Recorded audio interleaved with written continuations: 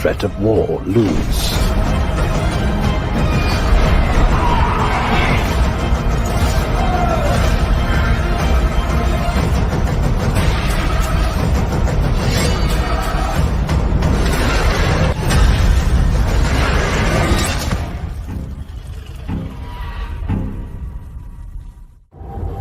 There is no war so hateful as a war between kin.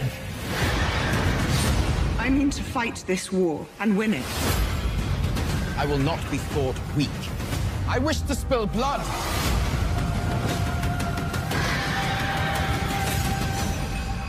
And no war so bloody as a war between dragons.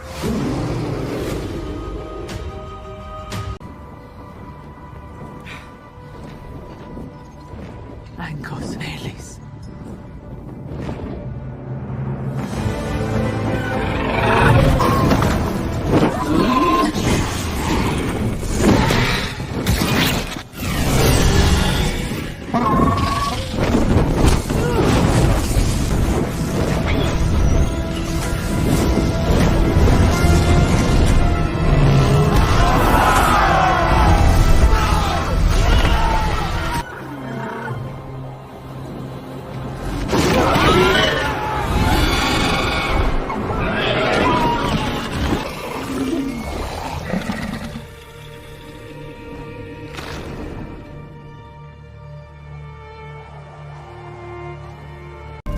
Behold, the traitor dragon Melis, slain by King Aegon!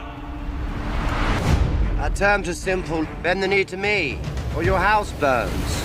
You were made to wear a crown. The king does not lack for heirs. The people whispered when Viserys lived there was peace. The path I walk has never been trod. There is more than one way to fight a war. What we must do now is terrible.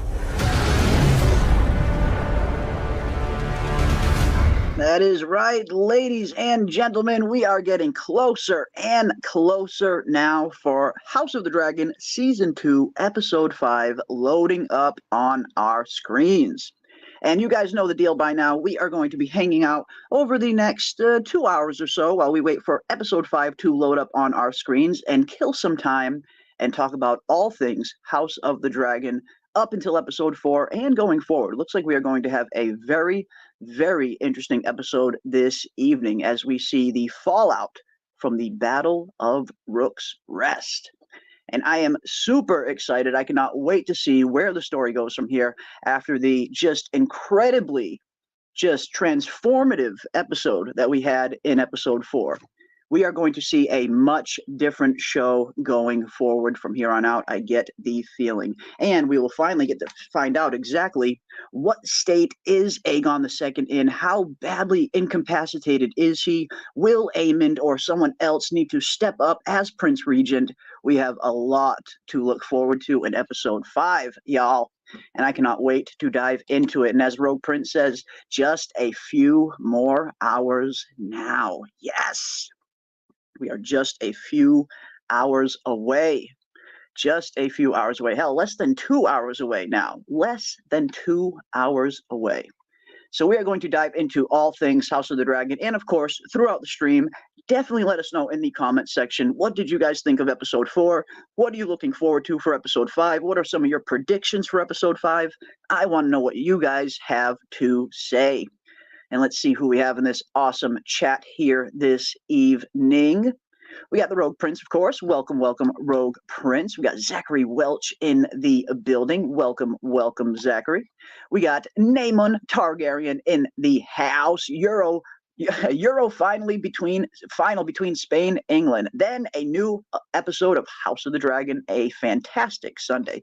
Awesome, awesome stuff. Yeah, I know there is some very exciting soccer games going on, or football if you prefer. So welcome one, welcome all. I hope you guys are rooting for your favorite teams out there. I certainly just had a phenomenal sports season watching my favorite sports team of all time, the Boston Celtics, my home team, win a championship for the first time in a very long time. So I know it's like, it's always fun to see your home team win. That is for sure. That is for sure. We got Charmaine in the house. What is up? Team Black will prevail. Oof, I love it. And let us know in the chat throughout the night, what team are you guys? Are you Team Black? Are you Team Green? Or are you Team Dragon like myself? Or maybe Team Small Folk or Team whatever the hell you want. All teams are welcome here. You guys know that. Welcome, welcome Team Black and welcome Team Green and every team in between. We got Ty Briggs in the house. What is up, Ty Briggs? It is good to see you as well, my friend. Welcome, welcome, welcome. Let me pull up some stills here. So we have some awesome episode 5 stills that have just recently dropped for us to take a look at and see what we can see pertaining to this upcoming episode 5. The aftermath of the Battle of Rooks Rest is coming, guys. It is coming. We got Bridget Scott in the house. What is up, Bridget Scott? Good to see you as well, my friend. I see Bernie hanging out with us as well. Morning, all. Well, morning to you as well, Bernie. And morning, evening, afternoon, wherever it is you guys are tuning in from all over the world. Welcome. I hope everybody is having a safe and fun weekend and getting ready to dive into some House of the Dragon goodness. There has been some craziness going on in the world these last few days, but at least now, over the next 2 hours or so and beyond, we can have some good old escapism, forget about all of the craziness that is happening around us, and just enjoy some good old-fashioned storytelling. And that's something I like to try and do here every once in a while. Forget all the craziness that is going on. And there is a lot of craziness going on. But we are going to dive into all things House of the Dragon and have some fun and just have some good old escapism. That is my plan. We got Ando in the house. What is up, Ando? Zaldrizas Polskari Ixos.org. Well, welcome, my friend. That is right. A dragon is not a slave. A dragon is not a slave. We got the Tooth Doctor in the house. What is up, Tooth Doctor? Love the name. Welcome, welcome. We got Lady of the Balkans in the house. What is up? Evening/morning, all from insane hot 32°C, 42°C during the day. Mediterranean. It's House of the Dragon Sunday. Let's go. Well, welcome, Lady of the Balkans. So good to have you here in the chat. And yes, it certainly has been heating up a little bit up here in my neck of the woods as well. I, of course, live in New England, in the States, Massachusetts to be exact, and our summers have been known to get really bad. It's not so much the heat that screws with you up here, it's the humidity that really gets you. I can deal with some of the heat, but the humidity, just being so close to the water, we really have some humid summers up in these parts. But welcome, everybody. I hope everybody is staying safe and staying as cool as you possibly can in this 2024 summer that we find ourselves in. We got Kiwi Skirt in the house. What is up, Kiwi Skirt? Good to see you, my friend. And of course, Kiwi, the awesome mod extraordinaire on this channel, will be streaming live directly after this stream. When episode 5 of House of the Dragon loads up, we will be streaming it live directly in our Discord this evening. So if you guys are looking for a place to come and hang out and watch House of the Dragon episode 5 live with the rest of us, I will be in there hanging out. Kiwi will be in there hanging out. I'm sure a few other people will be in there hanging out. Everybody is welcome. So if you want to come and join us for our House of the Dragon watch party, the link is pinned to the top of the chat. All are welcome to join the Discord. Welcome one, welcome all. We got Fletcher in the house. What is up, Fletcher Targaryen? Or should I say Cromanockle? What is up, Cromanockle? Good to see you, my friend. Welcome, welcome. I know Cromanockle is enjoying House of the Dragon and probably equally counting down the days for From Season 3 to hit our screens as well, which I most certainly am.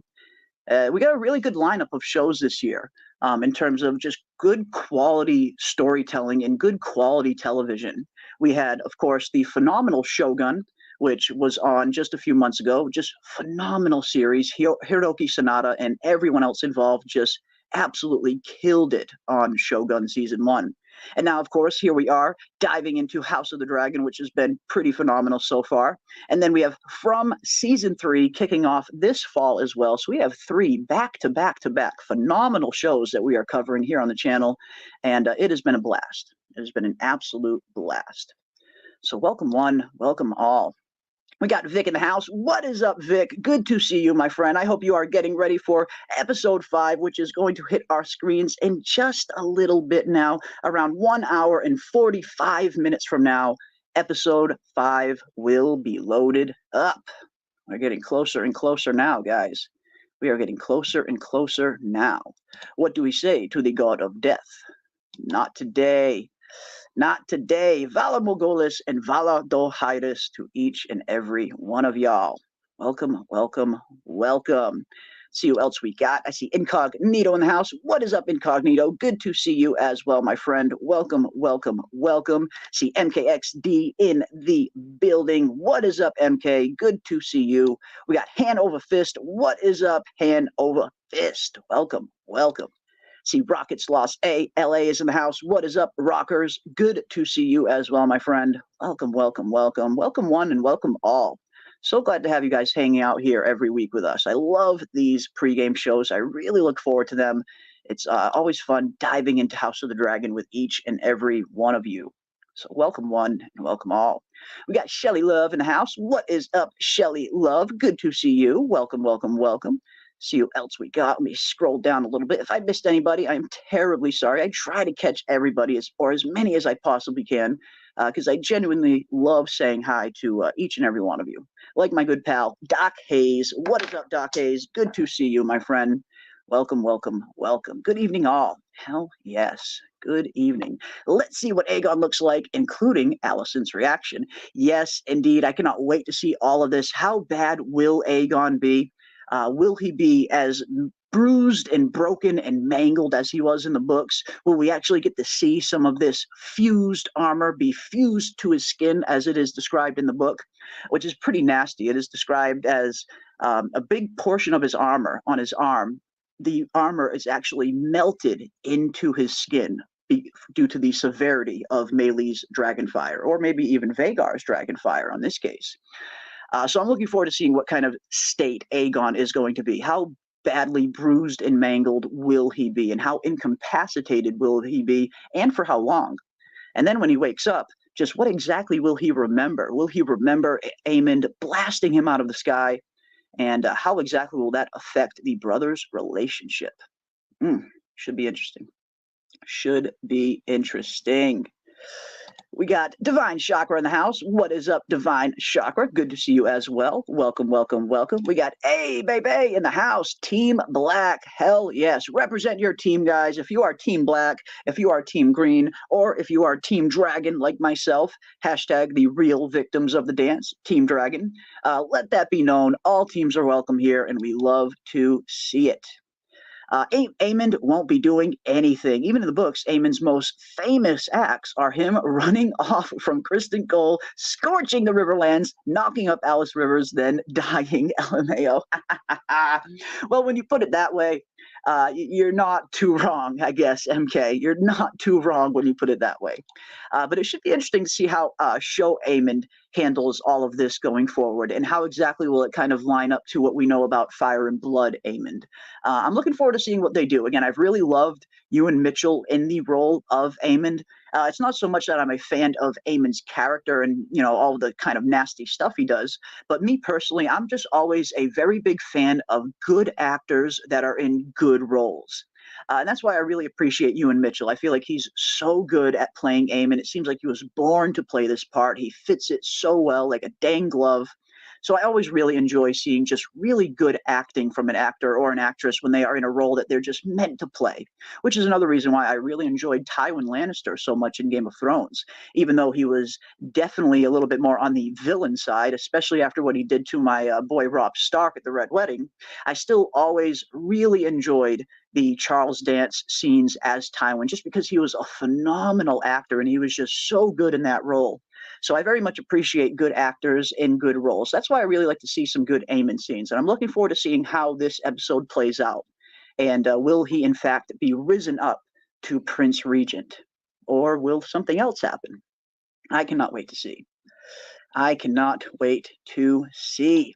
We got Ty Briggs in the house. What is up, Ty? Good to see you, my friend. Welcome, welcome. This week blew by. It really did. I don't know if it was just me, but yeah, same thing here. Like, it seems like this week just blew by. It literally feels like just a day or two ago that we were here watching episode 4 of House of the Dragon. And maybe it's because episode 4 was such a monumental episode, and one for the most part that it seems like a lot of us really enjoyed. I know I did. I really enjoyed the dragon combat. I thought it was beautifully choreographed and executed.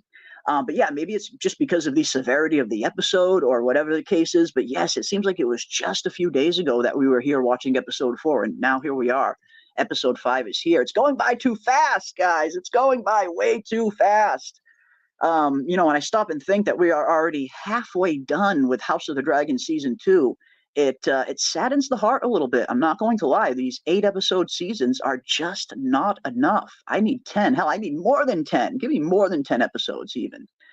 So yes, it is flying by, it seems. We are already halfway done with Season 2. It's a little depressing. It's a little depressing, but I'm going to enjoy the ride nonetheless, and I'm sure you guys are going to enjoy it as well. So we are going to dive into it all. Alive, for real, Team Black all the way. Hell yes, let your team be known. Team Black, Team Green, Team Dragon, like my pal Ando here. Let it be known. We got Caitlin in the house as well. What is up, Caitlin? Good to see you, my friend. Welcome, welcome, welcome. We got Kalo C. What is up, Kalo? No team because no one has a brain. You're actually not too wrong, actually. Especially when you look at both of these teams. And that's why I've really never been Team Black or Team Green. I'm very much Team Dragon. I do feel like the dragons themselves, they are the true victims of the Dance of the Dragons. Seeing what happens to them and the near extinction of the dragon race after the dance is over, yeah, they are the real victims, in my opinion. So I've never been Team Black or Team Green, although I do appreciate some characters on both sides.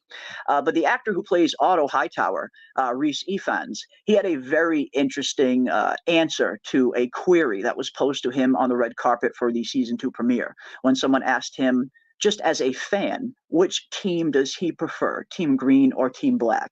And he answered very hilariously with neither. I think both sides are hideous war criminals, and we should enjoy watching them all die.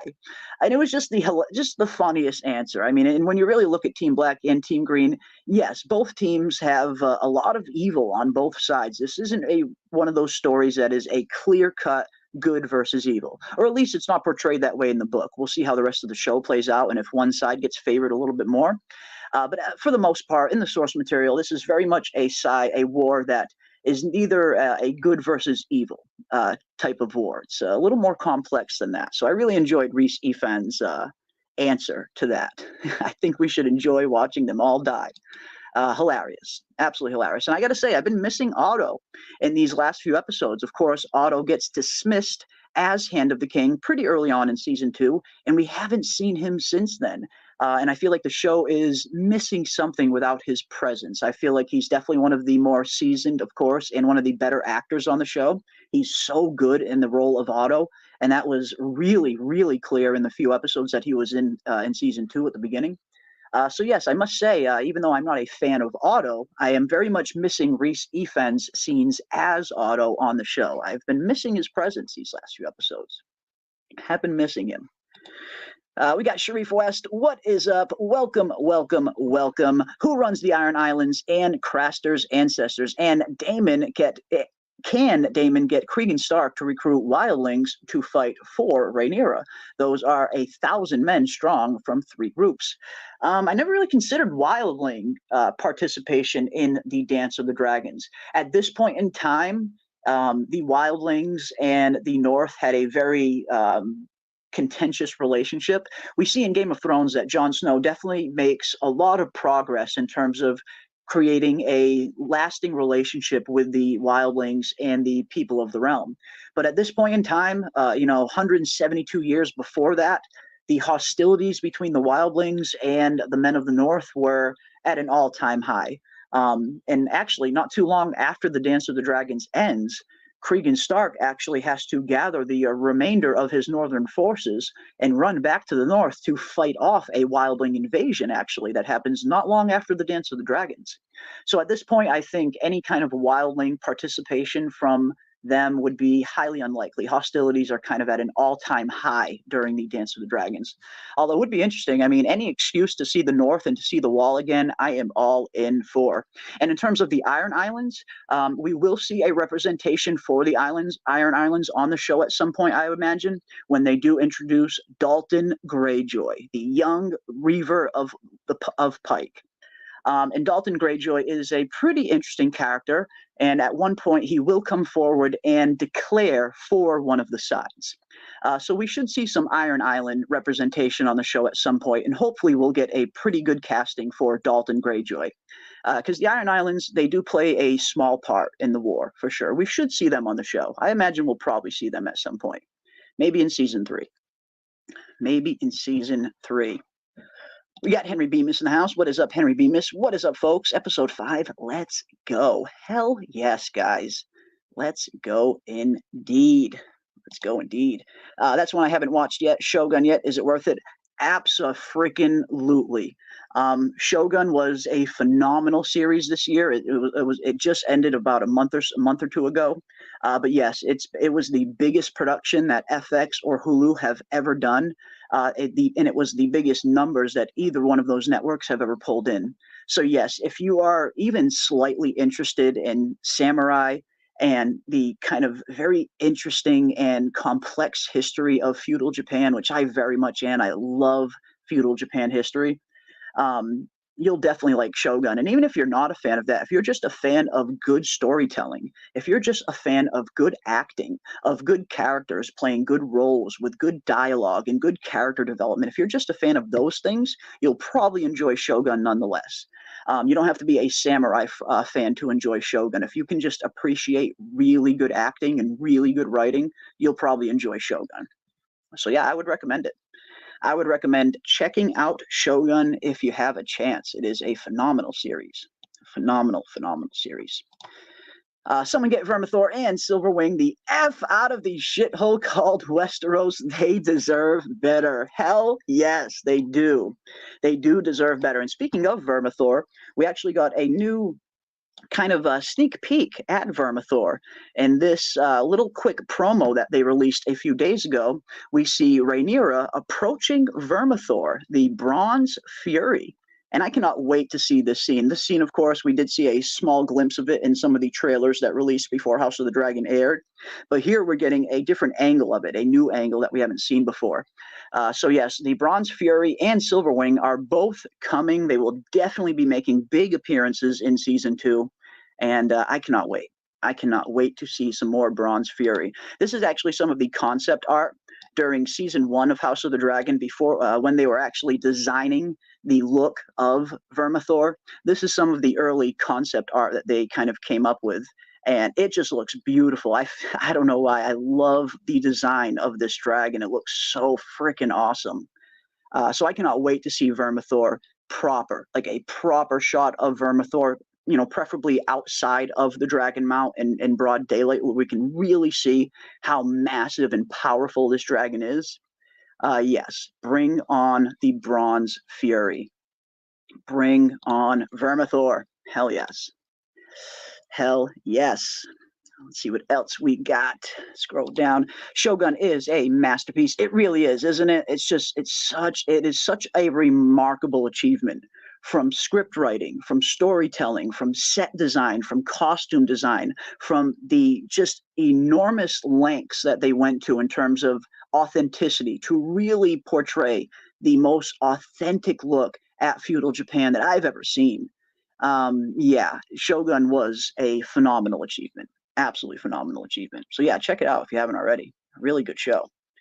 What type of character introductions will Jace or Rhaenyra have with Corlys after Rhaenys' death, says Alex Sci-Fi Channel. That's a very interesting question. That's something I've been wondering as well. In terms of, you know, seeing the reaction to Rhaenys and Meleys' death, Corlys' reaction is definitely one that I'm probably looking forward to seeing the most, just considering the relationship that Corlys and Rhaenys had. I know we talked about this in some of our other live streams. When you look at some of the relationships on House of the Dragon, a lot of them are kind of, you know, filled with problems and some toxicity and stuff. But when you look at Rhaenys and Corlys, they're one of the few relationships on the show that is just kind of pure, that they really kind of just have each other's back.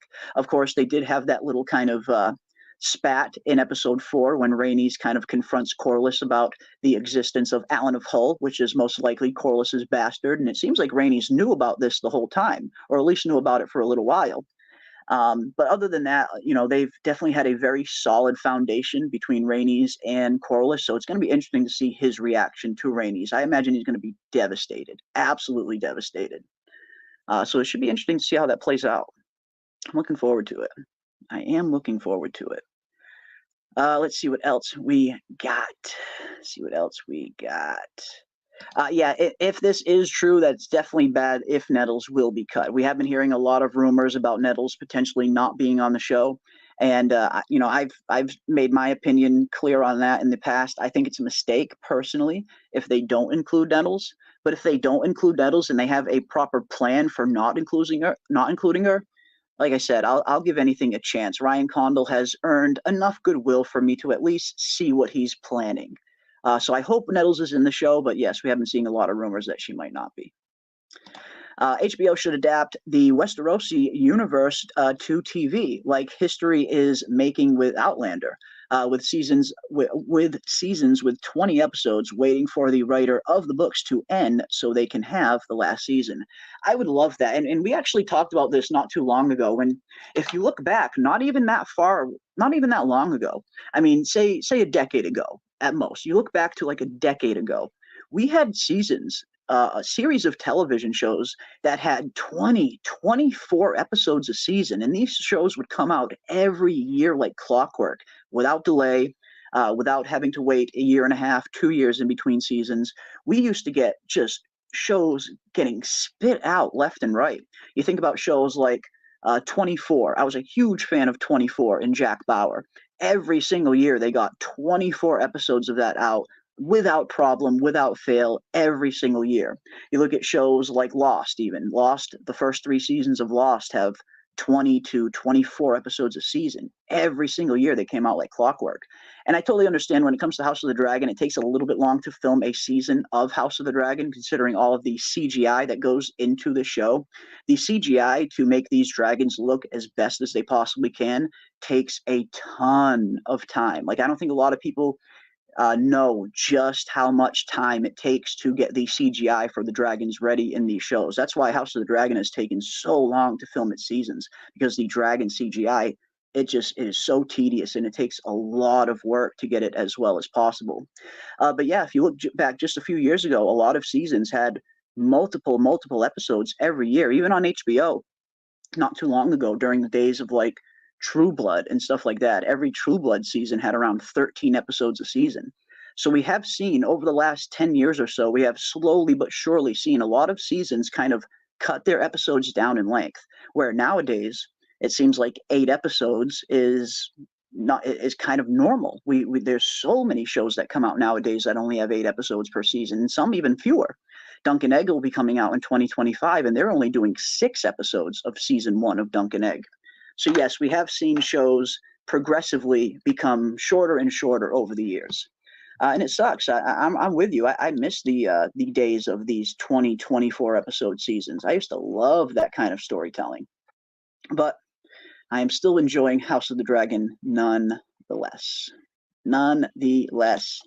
What is Dead May Never Die? Absolutely, but rises again harder and stronger. Hell yes. Damon physically gives me Night King vibes. Ooh, interesting. And when it comes to Night King vibes, I think Aemond gives me the most Night King vibes. Just everything about Aemond's character, the way that he carries himself, and of course the sapphire blue eye. When I look at Aemond, he very much encapsulates a lot of these kind of Night King-esque vibes. And I've seen a lot of kind of comparisons over the last few years, ever since House of the Dragon first started. Everybody's been comparing Aemond to the Night King. And I get it. He does have a lot of Night King kind of symbolism around him, So when I see Aemond, I feel like he's a little more Night King-esque than Damon. But Damon and Aemond are super similar. They're super similar characters. So you could definitely understand people seeing it in Damon as well, for sure. For sure. Fucking dragons, says Dean James Comics Mate. Welcome, my friend. Absolutely. The fucking dragons are getting ready to dance. And what is up to my good pal Admiral as well? What is up, Admiral Wackass? Good to see you, my friend. Welcome, welcome, welcome. Hell yes, guys. We are getting closer and closer now. Let's see. I'm still upset House of the Dragon didn't get one nod for an Oscar, not even for a damn wardrobe or makeup. It's a travesty. I don't get it. And yes, I do think House of the Dragon got a little bit snubbed when it came to award season. I know a lot of us really felt like Patty Considine in particular really deserved an Emmy for Best Actor, or at least Best Supporting. And yeah, we definitely saw him get snubbed. Hashtag Patty got snubbed was a trending hashtag that was going around for a little while after season 2, after season 1 ended last year. So yes, when it comes to award shows these days, very rarely does the best show win, it seems. So yeah, Patty definitely got snubbed in my opinion. I feel like he should have been up for a Best Actor award for sure. For sure. See what else we got. Let me scroll down a little bit. You're telling me Vermithor has been down there all these years without coming out. He doesn't eat what? Oh, that's the thing. Vermithor, I imagine he probably comes outside of the Dragon Mount every once in a while to hunt and eat and things like that. But for the large part, Vermithor has been unclaimed. He has been riderless for decades now, for many decades. King Jaehaerys, of course, was the rider of Vermithor. And when King Jaehaerys passed, nobody claimed Vermithor for a great deal. It's not until the Dragon Seed storyline comes around, which we will see towards the end of season 2. It's not until the Dragon Seed storyline pops up that someone actually claims Vermithor again. They make a point to mention in the book that Vermithor is a little bit more accustomed to humans as opposed to most dragons. But he's still very fierce nonetheless, and he does do some damage when it comes to the Dragon Seed storyline, but someone will eventually claim Vermithor, and we will see that happen this season. We will see that happen. The costuming in House of the Dragon is so killer, only matched by Shogun, says Henry Bemis, and I absolutely agree. In terms of the costume department and the wardrobes for House of the Dragon, season 2 in particular, I've really been enjoying the wardrobes in season 2. I feel like they're even better than season 1 in most cases. I feel like they've definitely stepped up in the wig department in season 2. There are a lot of complaints for bad wigs in season 1 of House of the Dragon, but season 2 seems to have some better wigs overall. But yes, when it comes to just absolutely nailing it in the costume department, House of the Dragon is up there with Shogun, right up there next to House of the Dragon as well in terms of quality, for sure. For sure. Let's see what else we got. I want the Damon lives and Nettles and him just dip and live in the mountains in the ending. Yeah, I mean, I feel like there's a lot of interesting stuff, surrounding Nettles' storyline. I feel like that's why there's been such a big outcry from the fandom when we have heard these rumors that Nettles might not be in the show. I feel like that's why so many fans are kind of, up in a roar over it. Because a lot of people were looking forward to seeing Nettles, and especially seeing that relationship between Damon and Nettles. And I was very much looking forward to seeing how the show would portray that. Would we see a Damon and Nettles that is a little closer to Mushroom's description, with them two kind of hooking up? Or would we have seen a father and daughter-like relationship between Damon and Nettles, which is also described in Fire and Blood? So yeah, I think a lot of people were very much looking forward to seeing Nettles, and I think that's why there's been such an outcry, in the wake of this rumor that Nettles might not be in the show. But I'm gonna wait and see. How things progress, how things play out. I feel like the show has bought more than enough goodwill, at least just for me personally as a fan. I feel like the show has bought enough goodwill for me to see where they're going with things. So yeah, as much as I really want to see Nettles, and I do, I really hope she is in the show. If she isn't, I do think it is a mistake. But I'm at least willing to see where it goes, I guess is what I'm saying. But yeah, I guess we'll see. I guess we shall see.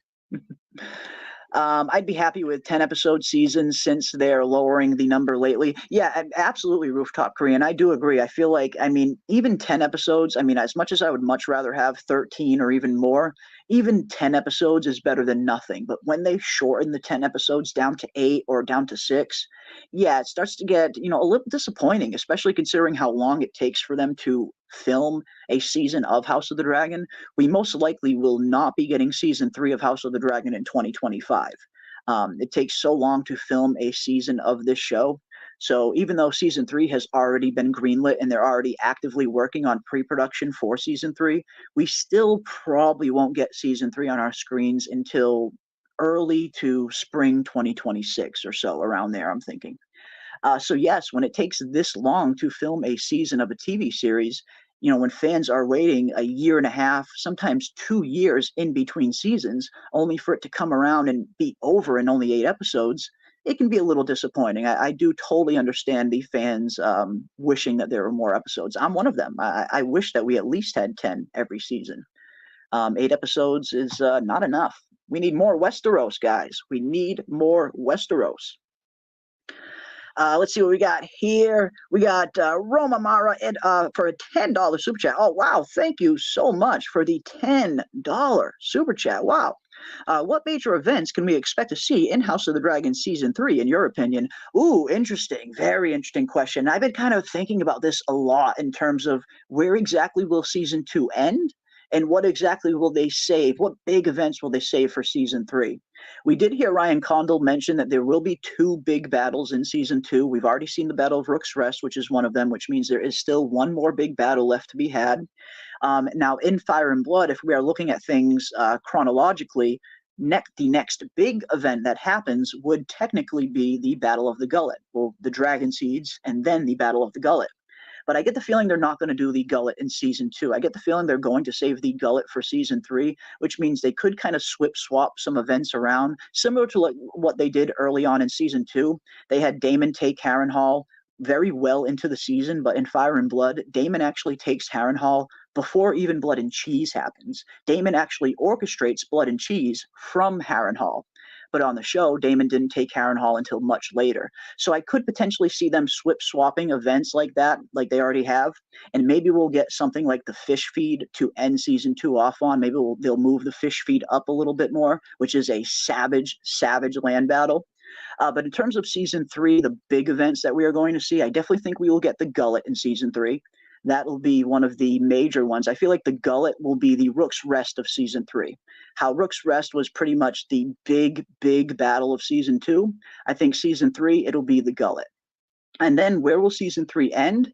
I think we could potentially get up to, not potentially, I think we probably will see the fall of King's Landing as well in Season 3. I get the feeling they could potentially get to the fall of King's Landing in Season 3. They probably will, just based on the pacing that we've seen so far in Season 2 and in Season 1. I think they will most likely get to the Gullet and the fall of King's Landing all within Season 3. But those are 2 of the big events I am expecting to see. I mean, it's possible they could go as far as the God's Eye, but I get the feeling they're probably going to want to save the Battle of the God's Eye for Season 4, maybe early Season 4. I imagine they probably want Matt Smith and Ewan Mitchell attached to this series for as many seasons as possible. So I get the feeling we probably won't see the God's Eye until the final season. But in Season 3, in terms of really big events that we should get, I'm definitely expecting the Gullet in Season 3, and I'm definitely expecting the fall of King's Landing and the Butcher's Ball. We will probably get we'll get the Butcher's Ball in Season 3 as well, which is another massive battle with some really big character deaths. So I'm definitely expecting at least those 3 big events in Season 3. But thank you so much for the super chat, and that is an awesome question. And I guess since that is such an awesome question, I would love to get the chat's opinion on this as well. What big events do you guys What big events do you think we will see in Season 2? What other big battle do you think Season 2 will have? And what big events do you guys think we will see in Season 3? Let me know what you guys think as well. But yeah, thank you so much for the super chat. That was very generous of you. Very, very generous indeed. Thank you. But yeah, let's see what some of you guys are saying. I want to see what some of you guys are saying. What major events do you guys think we will get in Season 2 and in Season 3? Let's see what else we got. The Gullet is coming in Season 3, and potentially the fish feed. I mean, if the chronological kind of timeline is any indication, I mean, I know the Gullet is technically the next big battle chronologically, but I get the feeling we're not going to see the Gullet this year. I do think we'll see a different battle in place of the Gullet, but I do expect the Gullet to happen pretty early in Season 3, most likely. And yeah, the fish feed will be another absolutely savage battle as well. I think that's one of the ones that they could potentially move up to the end of Season 2, but if not, we'll definitely get that one in Season 3 as well, for sure. For sure. Let's see what else we got. The Gullet, Butcher's Ball, and the Honey Wine in Season 3, says Radical Z. Yes, the Battle of the Honey Wine as well. And the introduction, the true introduction of young Daron the Daring and his awesome dragon, Tessarion, the Blue Queen. Yes, I cannot wait to see the Honey Wine. I can't wait to see who they cast as Daron the Daring. He's one of the characters I've been looking forward to seeing most on the show. He's nothing like his brothers, of course. Daron the Daring, he's kind of like a proper young man. He's kind, he's courteous. He's really nothing like Aemond and Aegon, at least in the book, the way he's described in the book anyway. It's hard to say what they're going to do with Daron on the show. But if Fire and Blood is any guide, Daron is definitely the most well-liked of the three brothers, for sure. And definitely the best well-mannered. And at one point becomes a pretty big threat to Rhaenyra at one point. Probably one of the biggest threats to Rhaenyra becomes Daron at one point. So yeah, I'm really looking forward to seeing the Battle of the Honey Wine and a nice proper introduction to Daron the Daring and his beautiful dragon Tessarion. Blue's my favorite color. I've always loved the color blue. As much praise as Sunfire gets for being quote-unquote the most beautiful of all of the Targaryen dragons, in my opinion, I think Tessarion is far more beautiful. But that's just my personal opinion. I mean, that's just me. That is just me. But yeah, Butcher's Ball, Gullet, Honey Wine should be some really awesome events that we'll be getting in Season 3. Hell yes. Hell yes. Alan's is the only Corlys bastard, or his brother is also. And will we see Corlys' true son this season? We never saw him again after he left Rhaenyra. Yeah, and that's something a lot of us have been wondering, what is going to be going on with Laenor. Obviously, we saw in Season 1, they famously did not kill off Laenor, but they faked his death so he could escape across the Narrow Sea with Khal Khori. And we haven't seen them since. And it does pose a little bit of a question in terms of the future of Sea Smoke and that dragon getting claimed by a new rider. If George R.R. Martin's Fire and Blood is any guide, is any blueprint, he very much specifically sets up in Fire and Blood that there can only be one dragon per rider at a time, which means if someone else is going to claim Sea Smoke, Laenor has to die first. Laenor basically has to die in order to break the bond. So yeah, it's going to be interesting to see. Will we see Laenor come back? Will Laenor already be dead? We did get that one kind of throwaway line in episode 2, when Rhaenyra stated that her husband's dragon has become restless as of late, referring to Sea Smoke.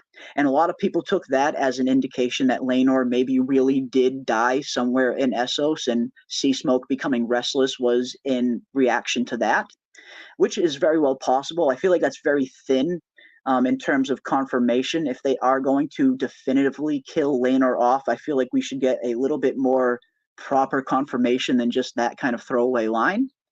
But I don't know. It's going to be interesting to see. It is going to be interesting to see. But in terms of Alan and his brother Adam, yes, they are most likely both the bastard son of Corlys. In the book, they are both Corlys's bastard. In the book tries to play it off like they might be Laenor's bastard children, but we all know about Laenor. He famously did not favor women. So the likelihood of Adam and Alan really being the sons of Laenor is very slim. And I feel like that chance is even slimmer on the show, given the age that they have casted Alan and Adam. Alan and Adam look like they could potentially be even older than Laenor. So there's no way Laenor could be the father of Adam and Alan, at least on the show. It very much seems like Corlys is the father of those children. And I feel like episode 4 confirmed that with the scene that we got between Rhaenys and Alan. But yes, I get the feeling both brothers will definitely be Corlys's son, just like they are in the book. I think they'll keep it like that, most likely. They will keep it like that, most likely. Radical Z says, I feel like Season 2 will end with the fall of King's Landing. Ooh, interesting. And I've wondered this as well myself. I just feel like unless they drastically switch events, I don't feel like they'll get as far as the fall of King's Landing in Season 2. It's possible. I mean, it's possible that they could kind of swap some events around like they did with Harrenhal already in Season 2. If they did that, if they moved up the fall of King's Landing, that's the only way I could possibly see it happening in Season 2. There's still a decent amount of stuff that needs to happen before the fall of King's Landing occurs. But it's possible. Who knows what's possible? Who knows what they're going to do on the show? If Fire and Blood is any guide, I would say the Fall of King's Landing would most likely be a season 3 event, but we have no idea what they're going to do on the show. So I guess anything's possible. I guess anything is possible.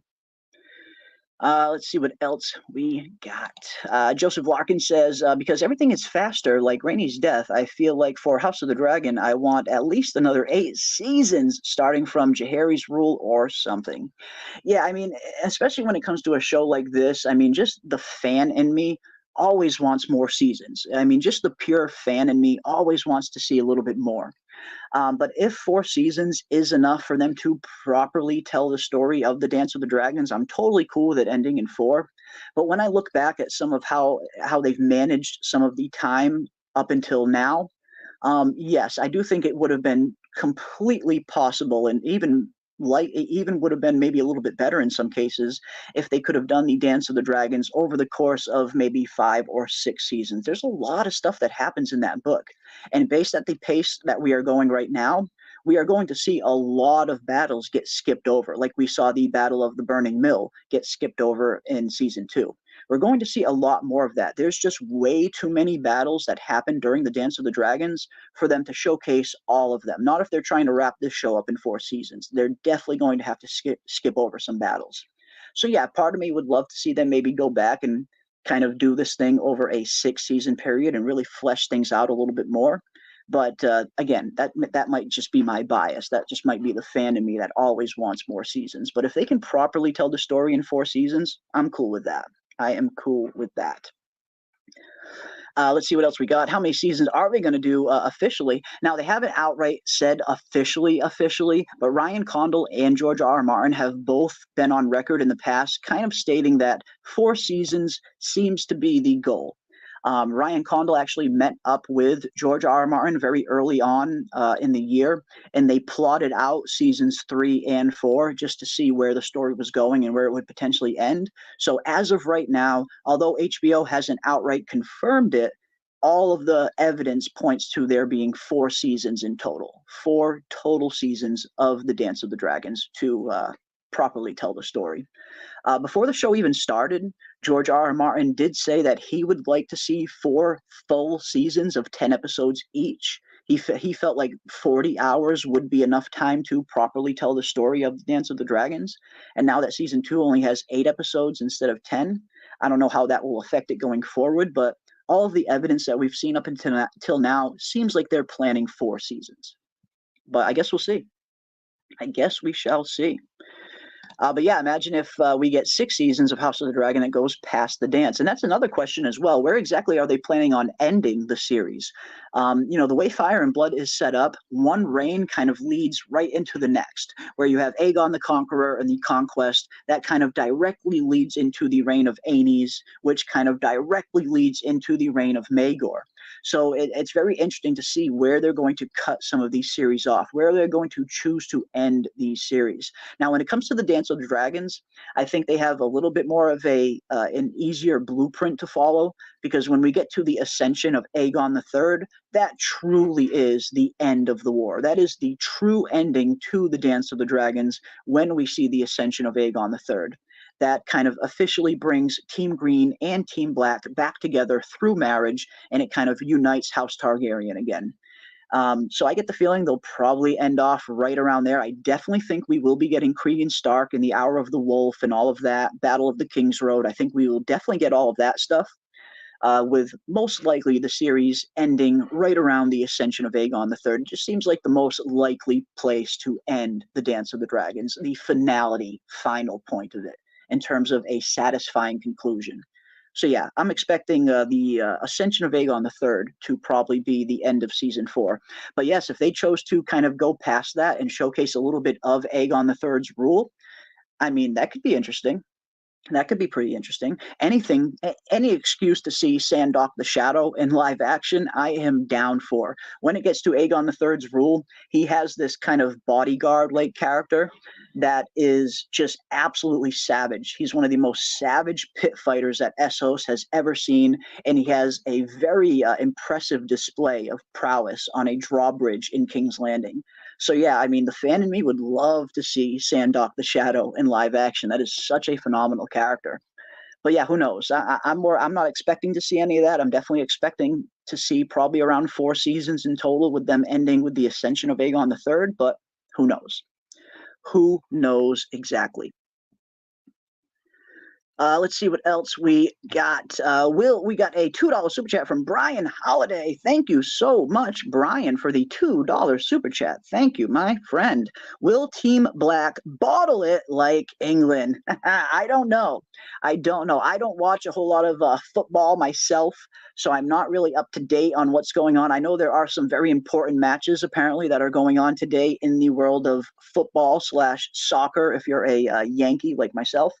But yes, I am not well versed on any of that. But will Team Black bottle it like England did? I don't know. I guess we'll have to wait and see. I guess we will have to wait and see. But thank you so much, Brian Holiday, for the $2 super chat, my friend. Thank you, thank you, thank you. Appreciate that. We appreciate that. The woe has been getting a little too loud, so I am in the process of getting a new woe that is a little bit quieter. We have gotten some complaints that the woe is a little bit too loud, and if nothing else, I always try to listen to what you guys say in the chat. So I will have a quieter woe loaded up for our future super chats. But thank you so much, Brian, for the $1.99, and thank you, my friend. Very much appreciate that. Very much appreciate that. So that's why, yeah, if you guys have been noticing there haven't been any woes today, yeah, I mean, some people have been complaining that the woes are a little too loud. And again, I always try to be accommodating to the chat. If you guys say something, I will always try to accommodate it. Absolutely. But yes, thank you so much for the $1.99. Rochelle Obey says the finale might be the beginning of the Gullet. I think that is most likely, and I actually think that's a really good spot to end season 2 off on. If we end season 2 with maybe the Triarchy kind of invading the Gullet and intercepting the ship of young Aegon and young Viserys, I feel like that would be kind of the perfect place to end season 2 off. End season 2 on a big cliffhanger with Rhaenyra's children getting kidnapped, not knowing what is going to happen, with the Gullet, the Battle of the Gullet itself happening pretty early on in season 3. I think that is probably the most likely season 2 ending point, just considering where we are right now in the story in terms of pacing, what else we still need to get through. I think that, yes, I 100% agree, Rochelle. I think that's the perfect place to end season 2. Get the beginning to the Battle of the Gullet, but save the actual battle itself for season 3. And maybe season 2, again, ends with the Triarchy kind of invading, not the Triarchy, the Three Daughters invading the Gullet and kind of intercepting the ship of Aegon and Viserys. I feel like that's a really good place to kind of end season 2. But yeah, I like it. I like it. And we got a new member. Thank you so much, River Miss Faye, for becoming a new member of the channel. Welcome, welcome, my friend. You are most welcome here. And of course, all members have access to all of our custom emojis. We have tons of custom Song of Ice and Fire and House of the Dragon emojis, and do not hesitate to spam them in chat. And thank you so much for becoming a member, River Mist Faye. Thank you. Thank you, thank you, thank you. Very much appreciate that. And it looks like we also have a $4.99 super chat from ACACC, my good old friend. Welcome, my friend. Thank you so much for the $4.99. Would you want to see a spin-off of the Faceless Assassins over the history of time impacting history? Ooh, interesting. A Faceless Men spin-off series. I would give anything A Song of Ice and Fire at least a chance. Like I really love this world that George has crafted so much that I will, at the very least, I'll give anything at least a chance to see if it's good or not. But the Faceless Men have always been one of the very interesting aspects of A Song of Ice and Fire, and we still don't know a whole lot about their order, even to this day. But yeah, I would enjoy a Faceless Men TV series. I think that could be very interesting. Just, you know, doing a kind of, you know, a low scale, not low scale, but kind of, you know, low, you know, kind of a low impact show on the Faceless Men Order and kind of the ins and outs of that order. How does that order operate? How do they do their recruiting? All kinds of stuff that you could kind of dive into. The magic of the Faceless Men, how the faceless faces actually work themselves. The Hall of Faces, explore that a little bit more. Explore the mysterious well that is inside the House of Black and White. There's so many interesting things that they could do with a Faceless Men series. Yeah, I'd watch it. I would definitely watch it. And it looks like we also have a 5 gifted membership from our good pal Kiwi Skirt. Thank you so much, Kiwi, for the gift of 5 memberships. Wow, thank you so much. Looks like ACC is now a member, Aman is now a member, Zachary Welch is now a member, Coyote P is now a member, and Erica is also now a member. Welcome one, welcome all. So glad to have each and every one of you here. And of course, do not be shy. Let those emojis fly. What team are you? Are you House Stark? Are you House Targaryen? Are you Team Damon? Are you Team Aemond? We got emojis for all of it. And thank you so much for all of the new members lately. We've been getting a lot of new members, which has been incredible. You guys really are the best. And we will definitely be here week in and week out talking all things House of the Dragon and A Song of Ice and Fire for a very long time. So we are not going away anytime soon. So thank you, everybody, for all of the awesome support. You guys have been, it's been very overwhelming, the support that you guys have been showing lately. Thank you all so much. Very much appreciate it. And Vanilla Thunder says, still rowing. Yeah, maybe Laenor's still rowing. That's hilarious. Of course, anyone who is a Game of Thrones veteran will know exactly what Vanilla Thunder is referring to here in terms of the still rowing.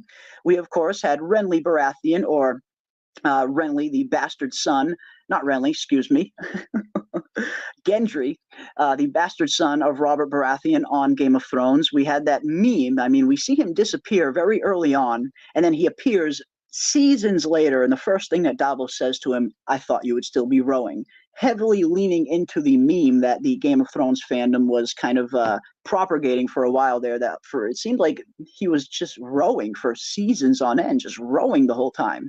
And yes, maybe Laenor himself is still rowing.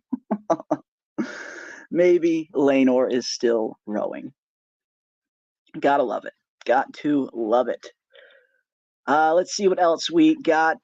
Man, Laenor's change was somewhat a pointless one. It's all done to show Rhaenyra as an ally, but for what point to just kill him off screen? It was a little bit of a weird decision. I mean, if they were choosing to not kill Laenor off and they were choosing to do something kind of interesting with his character, that could have been kind of cool. I mean, again, I'm all for changes. I don't mind some changes to the source material every once in a while if they make sense within the confines of the story. Changes sometimes can be good even.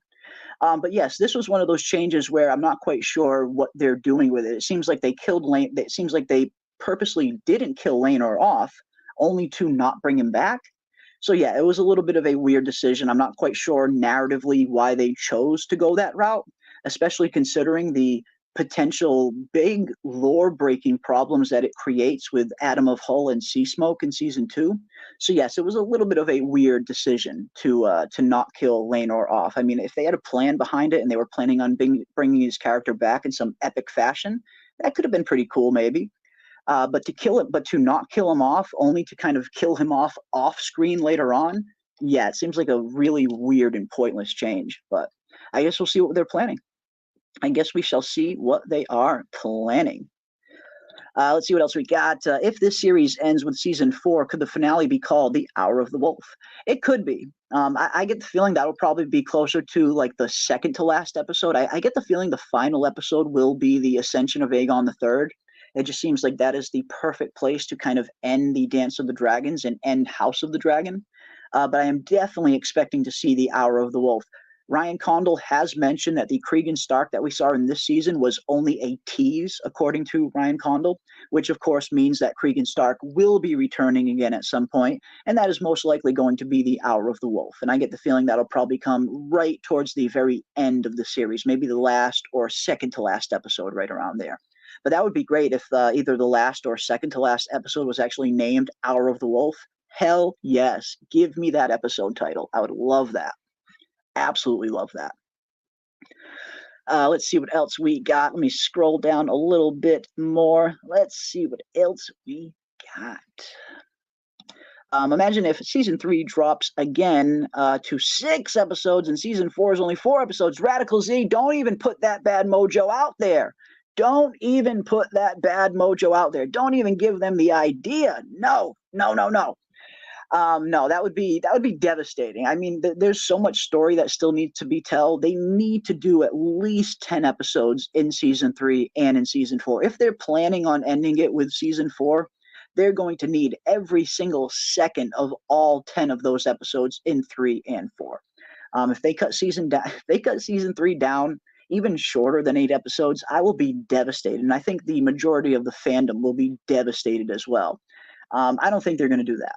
I certainly hope they won't do that. And don't give them any more ideas, Radical Z. Don't give them any more ideas. Let's see what else we got. Scrolling down, Osmond Hull says, I wonder if George R. R. Martin's whole rant about the Dragon Bond is a criticism about what he knows the show will do with it. Interesting. Maybe. I mean, George, we have seen George in the past. He's never been a big fan of people changing source material too much. And he's said that multiple times on the record, that he feels like sometimes when it comes to these modern adaptations, the active creator or whoever is running the show at that point, they try to put their own spin on things. They try to make it their own. And George has stated multiple times that he's not a big fan of that. He feels like source material should be honored. So yeah, it's really hard to tell what George truly thinks about House of the Dragon. I get the feeling he probably, like most of us, loves some parts of it, and maybe there are some parts that he thinks could have been handled a little bit differently, and that would be perfectly normal. That's human at the end of the day. It's a very human, normal reaction. But yeah, we have seen George has made a point to let everyone know that he's not a huge fan of changing too much of the source material. And yeah, who knows? Maybe some of his recent Not a Blogs posts could have been alluding to that, because he does say some interesting things in some of his recent Not a Blog posts that lead you to believe that he's very much loving House of the Dragon in some areas. And it seems like some areas he thinks maybe could have been handled a little bit differently. But that's not something he can kind of just outright come and say, I guess, with there being NDAs up the wazoo, most likely. But yeah, it's tough. I mean, whenever, George is the creator. He created A Song of Ice and Fire. This world, these characters, all of it, it's his baby at the end of the day. And handing your baby over to someone else creatively, where you don't really have the final say in the decisions, because George has a lot of input on House of the Dragon Season 2. I'm sure Ryan Condal probably listens to his advice as much as he possibly can. But at the end of the day, when all is said and done, George doesn't have any creative control over House of the Dragon. It is all in the hands of Ryan Condal and HBO. And that must be a scary thought. I mean, if you spent so much time crafting the story and it's your life's work, it is very much your legacy that you are leaving behind. And it very much is. A Song of Ice and Fire is George's legacy. I know he's created some other works, in his years, which are, some of them are really great too, don't get me wrong. But A Song of Ice and Fire is going to be the thing that he is ultimately known for, and rightfully so. It's a masterpiece in fantasy storytelling.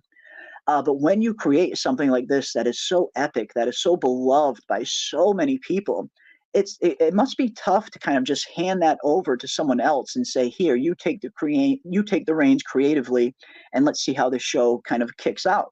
It must be a nerve-wracking feeling for George. Again, this is his baby at the end of the day, and at the end of the day, he doesn't have, the creative input or the creative say to say, no, you can't put this in the show. He kind of just has to see what HBO is going to do at the end of the day. So it must be a nerve-wracking feeling, if nothing else. I mean, I don't know what it could possibly feel like myself. I've never created an original story that has been as popular as A Song of Ice and Fire, and I probably never will. But it must be a very weird feeling, nonetheless, to kind of hand your story off to someone else and see how they adapt it. It must be a weird feeling.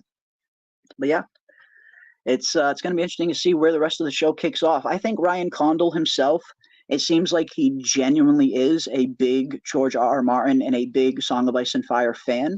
It seems like he does know this world pretty well. I know he had that kind of slip up last week where he stated that Aegon the Conqueror lived in Old Valyria, which of course was not the case. The Doom of Valyria happened around 100 years before Aegon was even born. So he has slipped up in the past, but that's just normal human. I mean, humans make mistakes. If I had a nickel for every inaccurate, line I put in one of my videos, I'd never need to do another video again. That's just human error. It happens. But for the most part, it seems like Ryan Condal is a genuine fan of A Song of Ice and Fire. So I do feel like the show is in good hands overall. It could be in much worse hands at the end of the day. I mean, we look at what was happening with The Witcher. I know a lot of fans of The Witcher source material are not a big fan of the Netflix series, considering all of the changes. There's been a lot of outcry surrounding Rings of Power and some of the changes that show has made. So when we look at when we compare House of the Dragon to some of the other fantasy shows that are out right now, I feel like we lucked out getting Ryan Condal as a showrunner, because it does seem like he is genuinely a fan of this world, and I get the feeling he's going to do it justice. I think he'll do it justice. He's been doing it justice up until now. I think he'll continue to do so. He's at least earned my goodwill up until now. I at least have I have a little bit of faith. I have faith in Ryan Condal. I think he's going to do a good job. But we will see. I guess we shall see. We shall see. But it's always fun diving into these things and seeing where everybody falls on some of these topics. Whether you are a fan of the show, whether you think the show could have been handled a little bit better in some cases, which I am very much there myself. I've been loving probably 80% of House of the Dragon, maybe even 85 to 90% of House of the Dragon I've been loving. But there is that kind of small 10% that I wish could have been handled a little bit differently at times. And again, that's normal. That's just part of being a fan of something. Not everybody is always going to have the exact same opinion on things, and that's cool. That is totally normal. I welcome dissenting opinions. I feel like when we have these discussions, whether it's around House of the Dragon or Shogun or From or any of the other shows and mediums that we cover here on the channel, having that kind of discourse is healthy. It's healthy for a fandom. When it's handled healthily, it is good for a fandom. You want people to be able to have the freedom to kind of speak their mind and lay their critiques out, which is why I always welcome, let your opinions be known in the chat, whether you are loving the show, whether you're hating the show. Let us know. All opinions are welcome here. We don't shy away from any opinion, and we don't kind of gatekeep any opinion either. Whatever you guys are thinking about the show is exactly what we want to know. We want to know what you guys like. We want to know what you guys don't like about the show. So never shy away from letting everybody know in the chat whether you like or if there's some things you dislike. Never hesitate to let us know. And yes, we are getting closer to the 60-minute countdown. We are actually at the 50-minute countdown right now. Ladies and gentlemen, it is 8:11 p.m. Eastern Standard Time, and we are just 49 minutes away from House of the Dragon Episode 5 loading up on our screens. And Ando has made a request saying, Jeremy, we need that Stark music. And you guys know me, I am always going to oblige the chat. If you guys have a request, I am always going to do my best to fulfill that request. So if you guys want some House Stark music, then by God, you guys are going to get some House Stark music.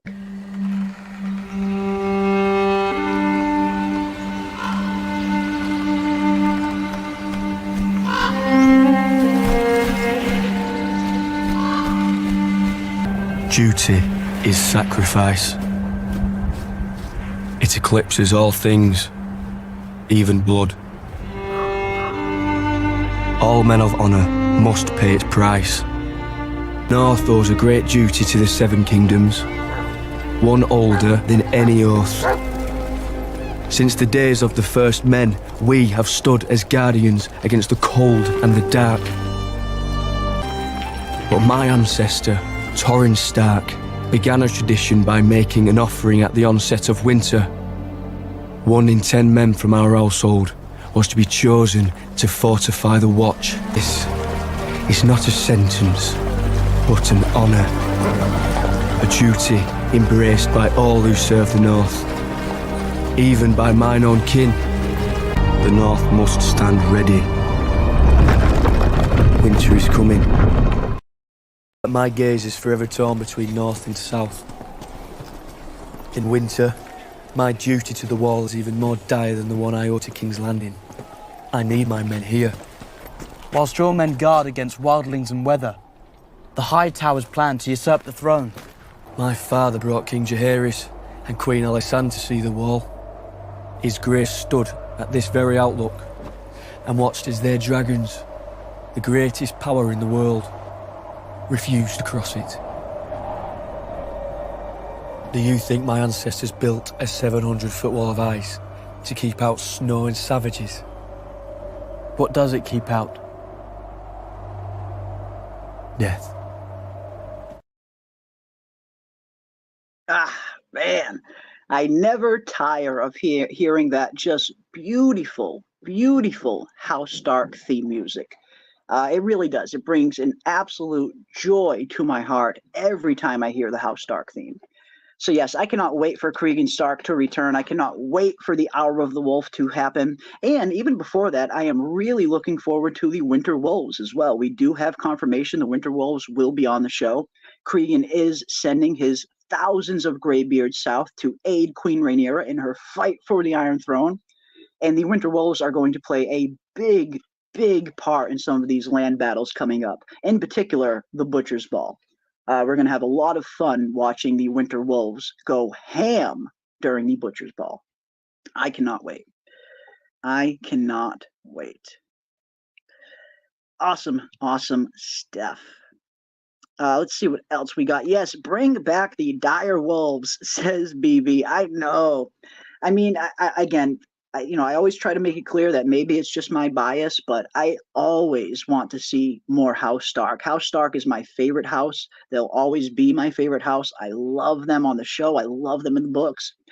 They have such a awesome and rich history. The air of nobility that these Starks exude, the honor, the tradition, everything about House Stark is just steeped in everything that I love about storytelling. So yes, I mean, I very much would love to get a House Stark themed show at some point. We've got a lot of Targaryen shows coming down the pipeline, which is great. I love the Targaryens too, but we need a proper House Stark show. So yeah, hopefully we'll get one. Hopefully we shall get one. Which dragon has the coolest name to you? For me, it's Vermithor. That is a badass name. Vermithor is a really, really cool name. And Vermithor actually, George actually named Vermithor in honor of the famous dragon Vermithrax, which I'm sure many people are familiar with. But yes, when it comes to dragons, what is my favorite dragon name on the show or in the book? Man, I don't know. That's tough. That is tough. I love Caraxes. I really feel like Caraxes is a great dragon name. I've always been a huge fan of the Bloodworm. So Caraxes would probably be up there, but I love Cannibal. I love the dragon Cannibal. Something about the dragon, the name, the way it's described, the mystery surrounding Cannibal, the rumors of it being on Dragonstone potentially before the Targaryens even arrived, which is most likely false, but still interesting nonetheless. Yeah, in terms of just names, probably be Caraxes and Cannibal for me. I feel like those are two of the coolest dragons on the show. Oh, in the book anyway. But yeah, let me know in the chat as well. What is your guys' favorite dragon? Do you guys have a favorite dragon? And do you have a favorite dragon name? Sound off in the comment section. I want to know what everybody's favorite dragon is. Let me know. Who is your favorite dragon? BB says, I think Caraxes is pretty badass too. Absolutely. Caraxes is just, I mean, the Bloodworm is absolutely awesome. Absolutely awesome. Let's see what else we got. Now play the Reigns of Castamere. I'll load that one up. I'll tell you what, I will load that one up for next week, and we can all have a good old cry together as we watch the Red Wedding and the Reigns of Castamere start playing in the background.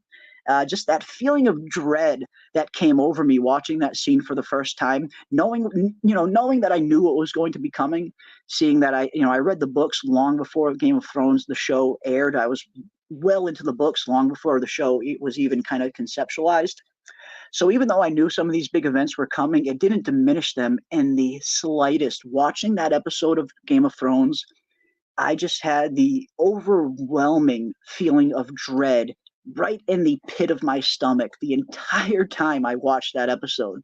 And the second we get to that scene and you hear the Reigns of Castamere start playing in the background, I knew. I was like, okay, here it is. It's coming. I'm like, holy shit, it's actually coming. Because as a book reader, there's always that thought in the back of your mind that thinks, what if they don't do this? What if they do it differently? What if Rob doesn't die on the show? There was that kind of thought that was going in the back of my mind the whole time as I'm watching that episode. I'm thinking, all right, what if they don't do it? What if they change something? But then when you start hearing that Reigns of Castamere song start playing in the background, and you just see the somber kind of tone and feeling really take over that scene, I knew. It filled me with dread because I knew what was coming. Yeah. The Red Wedding will always hit hard. The Red Wedding will always hit hard. White Walker music, chills every time. Right there, absolutely. I love the score for the others. Now, Game of Thrones kind of changed the White Walker music as the show progressed. For me personally, I like the season 1 White Walker music. I feel like that is the best White Walker music. The music that we get in the final season is actually pretty good. I mean, you got to hand it to Ramin Djawadi. He really is the best composer that is working in Hollywood today. The guy's an absolute genius when it comes to scores. And he created some of the most iconic music that I will always be a huge fan of, for years to come.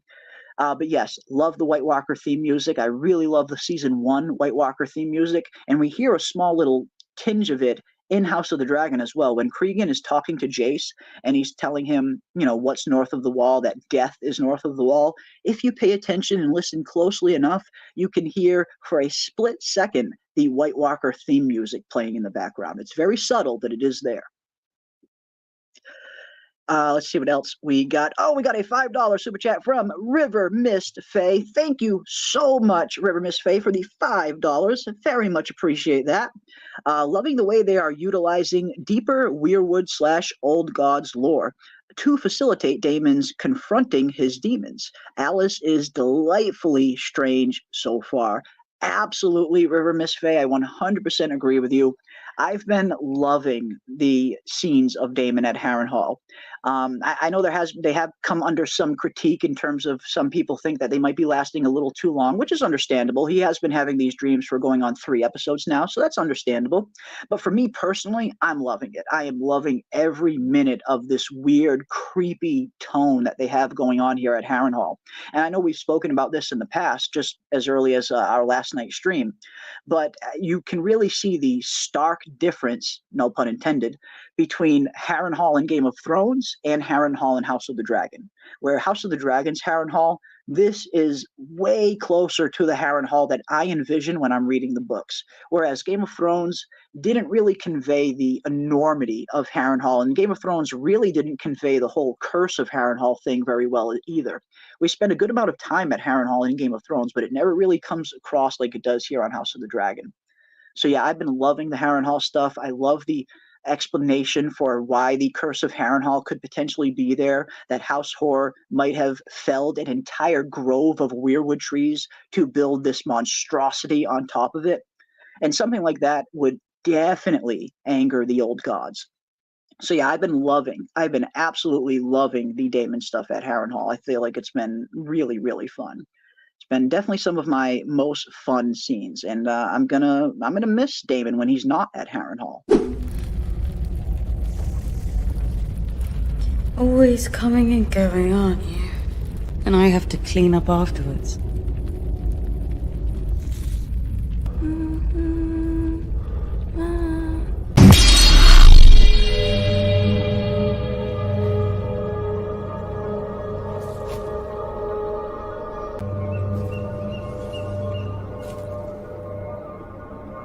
You will die in this place.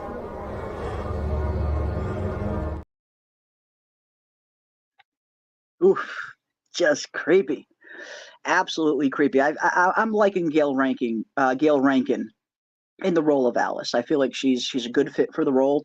I love her voice. I know she's been doing kind of like a kind of weird Scottish twist kind of voice to Alice Rivers, and I feel like it just fits the character perfectly. I love her accent on the show. So yeah, more Alice Rivers. I can't wait till we see Alice and Aemond start having some scenes together. That is going to be very interesting to see how Alice and Damon's scenes are compared to how Alice and Aemond's scenes are a little bit later. That is one kind of difference I'm really looking forward to seeing. How does she act towards Damon compared to how does she act towards Aemond? That is one thing I'm looking forward to seeing. Cannot wait to see some Aemond and Alice scenes. That will be very fun. But back to the dragon names. You guys had some interesting dragon names in the chat. Or what was your favorite dragon? I believe we were discussing. Let's see what else we got. If you read the books, I feel like once the North joins the fight, the Butcher's Ball will hear the Stark's theme. I really hope so, and I'm hoping so as well. Because yes, we do have the Winter Wolves, and they very much are going to be that kind of Stark representation on the show, at least until Cregan returns at the end of the story. So yes, I really hope we get some more of that Stark music theme when we see the Winter Wolves. That would be very, very fitting. I really hope we get that. I definitely hope we get that. Balerion from Inside the Squared Circle with King Judah. Yeah, Balerion is a formidable beast, the biggest of all of the Targaryen dragons, most formidable. And, with a little bit of luck, we might just see Balerion the Black Dread in his prime during Aegon's conquest, if Aegon's conquest does get greenlit.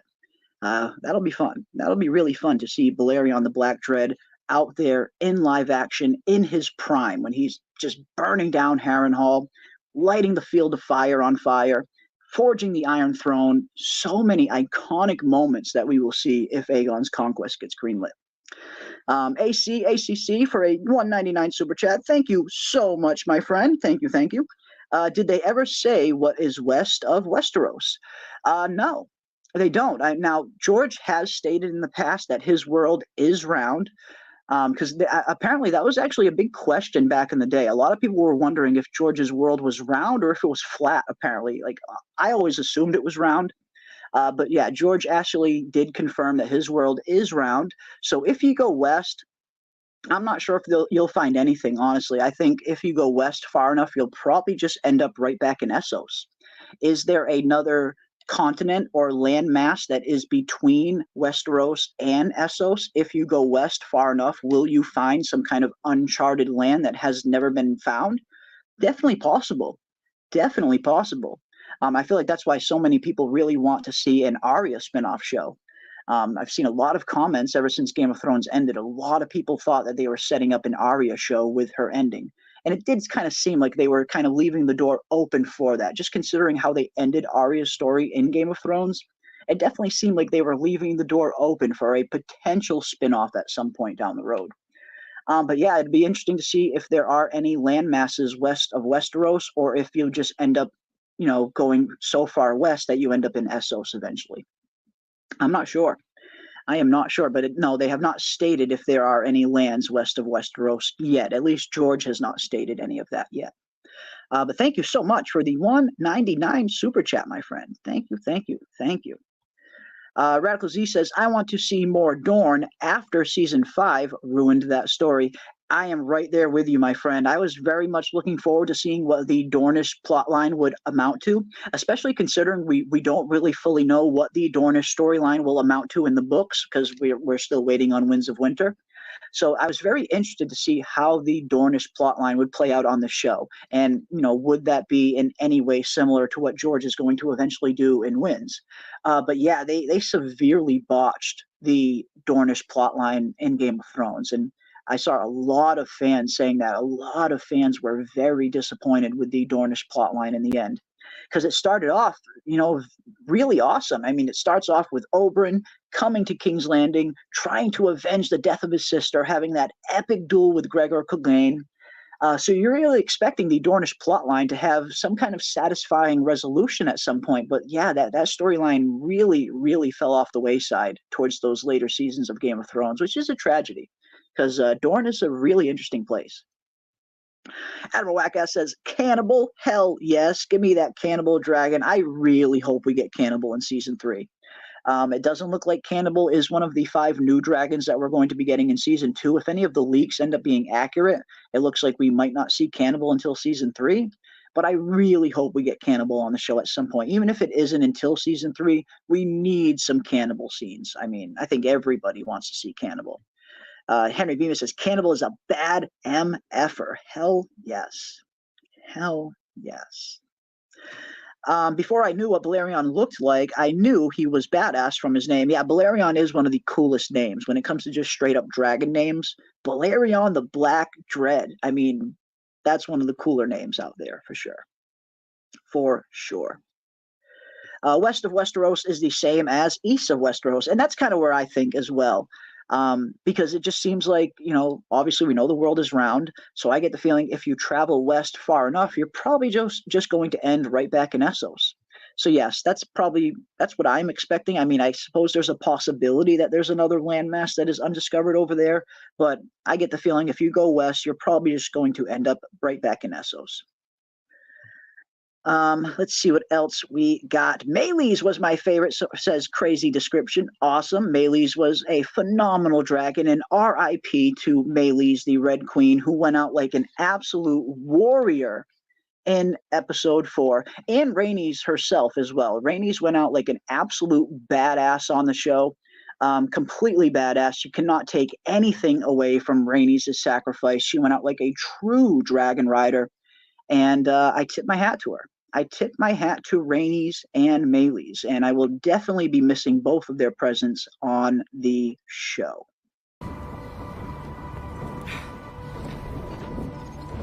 Angos Meleys.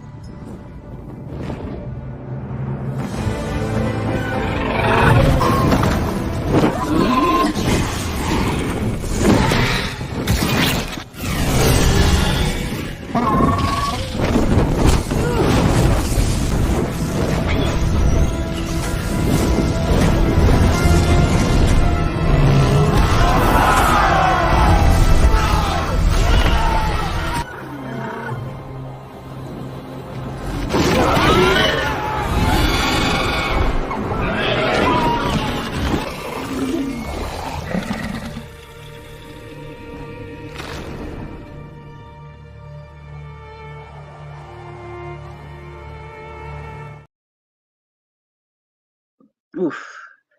Absolutely, Kiwi Skirt. Absolutely. RIP to the queen that never was and her Red Queen. Absolutely. RIP. Gonna miss him. Yeah, Meleys was great. Wasn't Meleys great, April? I 100% agree. Like, in terms of just the design of Meleys, the flight of Meleys, the skill and experience of Meleys in battle, and the skill and experience of Rhaenys as well, where we see the very big difference in terms of their method of attack, where Aegon and Aemond are just spitting out fire left and right, trying to cause maximum devastation. And I really like how Eve Bess describes her approach to her dragon riding, how it's a little bit more cerebral, a little bit more strategic in her thinking, that she's not just breathing fire all over the place. She's utilizing things like the dragon's claws and talons and things like that. So I thought that was very interesting. We don't see Meleys breathe a whole lot of fire in that dragon fight. When she's going up against other dragons, she's mostly using her claws for most of the time. So yeah, very fun. It was a very awesome dragon fight. And RIP to Meleys. Meleys Alizé Targaryen. Indeed. Indeed. Yeah, Rhaenys and Meleys were great. I feel like they had a really great send-off on the show. In terms of doing the Battle of Rooks Rest justice, I feel like this was as great as an adaptation as you could have gotten. It was good. I mean, the dragon combat was phenomenal. It looked great. It had stakes. It had emotion. Like, I was actually on the edge of my seat watching this episode, literally on the edge of my seat. And that's the kind of feeling that I want to get when I'm watching shows like this. I want shows to make me feel invested in these characters. I want to feel like there are real stakes involved. And House of the Dragon definitely does that. You do get the sense that there are real stakes involved in these moves and in these maneuvers. And I feel like the Battle of Rooks Rest definitely portrayed that. It was a good adaptation. I can't really take much away from it. I feel like the dragon combat was good. The CGI looked pretty good. The acting was good. You have to imagine how hard it must be to get into that mind state doing these scenes, filming these scenes. When you look at where Eve Best, the actress, and Ewan Mitchell, the actor playing Aemond, when you see that they're filming these scenes in a studio surrounded by nothing but blue screen on a weird dolly that looks more like a mechanical bull than a dragon saddle, it's very impressive that they managed to get these scenes out of that. I imagine getting into the mind space and getting into the headspace of a dragon battle probably isn't the easiest with nothing around you to kind of get you into that feeling. So filming these kind of scenes are probably some of the more difficult scenes for these actors and actresses, but they seem to pull them off beautifully. The dragon combat was great. I thought it was great anyway. I really enjoyed it. Really enjoyed it. And if nothing else, I feel like it just makes me want to see some of these other dragon battles that much more now. We have a lot of dragon on dragon combat to get through during the Dance of the Dragons. We got the battles of Tumbleton. We got the battle over the God's Eye. There's a lot of dragon on dragon carnage. So yeah, if nothing else, the Battle of Rooks Rest and how well it was executed is just making me want to see some of these other bigger events that much more now. Like, can you imagine what this show and what this fandom is going to be like when we eventually get to the battle above the God's Eye? Like, can you just imagine the hype that is going to be surrounding this fandom and this show when we get closer to that battle, which is, in my opinion, the biggest and the most climactic battle of the entire Dance of the Dragons, in my opinion, anyway. Yeah, I can only imagine what this fandom is going to be like once we get a little bit closer to the God's Eye. It is going to be nuts. It is going to be absolutely nuts. Learn a new move, Vagar, says Admiral Wackass. Yes, we did see a lot of people talking about that as well, in terms of Vagar seemingly being an absolute master of the sneak attack. We see Vagar absolutely sneak attack Arax in Season 1, where Vagar just comes out of nowhere and snatches Arax out of the sky. And we saw something kind of similar in this episode as well, where Rhaenys and Meleys are, they're on their way. They're finally departing the battlefield. And just as they are getting close to Castle Staunton, boom, we see Vagar just pop up out of nowhere and snatch good old Meleys right out of the sky. So yeah, if nothing else, Vagar has proved herself to be a master of the sneak attack, a freaking master of the sneak attack. It's pretty funny. It is pretty funny. I'm liking the theory that Cannibal is secretly bonded to Corlys. Ooh, interesting. Interesting. Yeah, we do get that one line towards the end of the Dance of the Dragons that states, it's hard, I don't really want to spoil too much, but when we get to a certain funeral, we do get that one scene that is reportedly Cannibal flying over the funeral and dipping his wing, almost like Cannibal is saluting the person whose funeral it is. I always thought that was a really cool line in Fire and Blood. I don't imagine we'll probably get that on the show, but it was always a really cool line in the book, for sure. For sure. Let's see what else we got. Oh, we got another $5 super chat. Wow, thank you so much for the $5 super chat. Would love to see a Damon and Aemond sword fight, sort of a prelude to the Battle of the God's Eye. That is a great idea. Yes, because as you point out, the Battle above the God's Eye, it's a straight up dragon battle.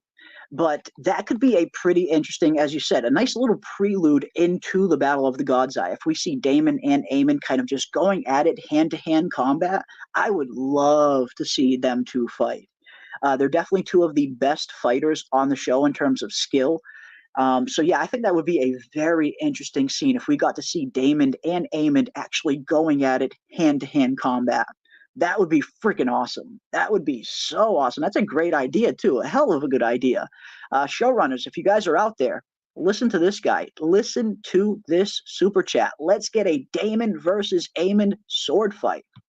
Yeah, I would love that. That would be really fun. That would be really fun to watch. Hell yes. Hell yes. And we are getting closer and closer now, ladies and gentlemen. We are just 23 minutes away. That is right, 23 minutes away from House of the Dragon Season 2, Episode 5, loading up on our screens. We are getting closer and closer now. And of course, if anyone wasn't here earlier during the announcement, if anyone is looking for a place to watch the new episode of House of the Dragon, all of you are more than welcome to come and join our Discord. We will be live streaming Episode 5 directly in our Discord, directly in the watch party section of the Discord. Kiwi will be in there queuing up Season 2, Episode 5 when it loads up. So if anyone is looking for a place to come and hang out and join the watch party, all are welcome. Everybody is welcome to pour on in there. The link to the Discord is right there in the chat and pinned to the top of the chat. So yeah, you guys are all welcome. You guys are all welcome. Good stuff. Good stuff. Yeah, I cannot wait to see that. I cannot wait to see some more Damon and Aemond action. I think that is going to be absolutely phenomenal. Absolutely phenomenal. Let's see what else we got. Let me scroll down a little bit. Kristen had me dying when he called Rhaenyra a whore. He's so petty. He really is so petty, isn't he? It's like, when I look at Crispin, Sir Crispy Crispin, he very much is the very definition of a scorned lover. Like, textbook definition of a scorned lover. Yeah, he just brings things down to such a petty level where he's even, calling Rhaenyra all these kinds of names, while at the same time engaging in the same acts with Alicent that they were all condemning Rhaenyra for in season 1. So yeah, Sir Crispy Crispin is not only the very definition of a scorned lover, he's a huge hypocrite at the same time as well. So yeah, I'm right there with you. Crispy Crispin, he's very much become the big villain of the show. And I also, I know I mentioned this a few weeks ago, but as much as I dislike Crispin, I am a fan of Fabian Frankel, the actor who portrays Crispin. And I always find it very unfortunate when small portions of the fandom can't seem to separate the actor from the character they're playing. And apparently the actor Fabian Frankel, who plays Crispin, he had to kind of limit his social media usage because he was catching so much hate, which very much reminded me of Jack Gleeson, the actor who played Joffrey on Game of Thrones, went through something similar. It got so bad for him where he was getting death threats every day, to the point where he completely quit acting for a while and went back to stage acting, theater acting. I'm glad to see that Jack Gleeson has since returned to acting. It looks like he is going to be in season 2 of The Sandman on Netflix, so I'm glad that he's gotten back into acting. But it's very unfortunate when you see portions of the fandom that just can't separate characters from the people that are playing said character. So yeah, as much as I dislike Crispin Cole, I have nothing but respect for Fabian Frankel, and it sucks that he kind of had to go through that. Some fans, man, some fans are just, absolutely bonkers. Some fans are just absolutely bonkers. But that's why I love getting on here and hanging out with you guys each and every week, diving into all of this awesome House of the Dragon stuff. And as I look now, we are getting closer and closer to Season 2, Episode 5, loading up on our screens. And we have another $1.99 super chat from ACACC. Thank you so much, ACACC, for the $1.99 super chat. Jeremy and Kiwi and friends, thank you for making this channel. Well, thank you so much for that. It's all about you guys. I'm just a fan like everybody else. I love this world. I love these stories that George R. R. Martin has crafted, and I genuinely love getting on here week after week and just hanging out with you guys, killing some time while we wait for the new episode to load up, hanging out, talking about some of our favorite aspects of the show and some of the aspects that we think maybe could have been handled a little bit better. I genuinely love these discussions, and I can't thank each and every one of you enough for showing up every week and hanging out with us and, killing some time while we wait for the new episode to load up. So thank you. You guys are the ones that I should be thanking. So long as you guys want to come here and hang out, I will definitely be live every single weekend talking all things House of the Dragon. Because I genuinely look forward to diving into all this stuff with everybody. You guys really have been so supportive of the channel. The least I can do is make sure I am live every single week for these pregame shows so we can dive into all things House of the Dragon. I just can't thank each and every one of you enough. You guys have been the friggin' best. The absolute friggin' best. Watching last week's episode, and there was a huge lightning and thunder as Sunfire flew in and Dracarys. Oh, was there? Interesting. I'm going to have to go back and watch that scene then. Yeah, I don't remember that. I don't think I remember that. I'll have to go back and watch that scene. Actually, I think I might even have that scene queued up. Let's see. Let's see if I have that scene here and we can take a look. I didn't notice that. Awesome.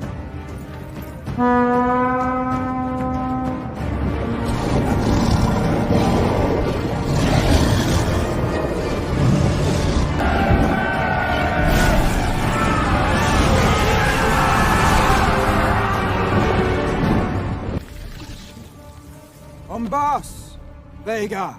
Sí, el Daor.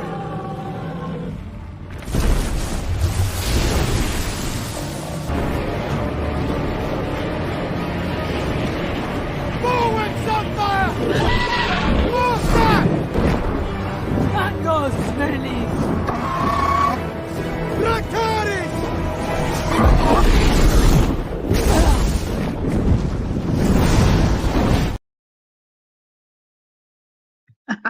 Oh, I see. Scott Spence is clarifying for us. Okay, I'm sorry. I meant at my house in real life.